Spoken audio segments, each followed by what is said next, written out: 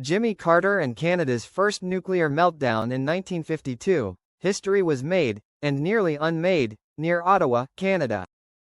A nuclear reactor at Chalk River, Ontario, experienced the world's first meltdown, threatening catastrophe just 180 kilometers from the nation's capital.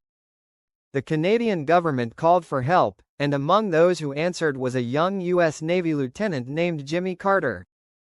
Decades before becoming the 39th U.S. president, Carter led a daring team of men tasked with dismantling the damaged reactor.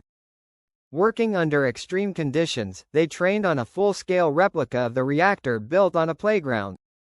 When the real mission began, Carter and his team took 90-second shifts, lowered one by one into the highly radioactive reactor core. Carter himself had just enough time to turn a single screw before being pulled back to safety. The mission required precision, speed, and immense bravery, as radiation levels were far beyond today's safety standards.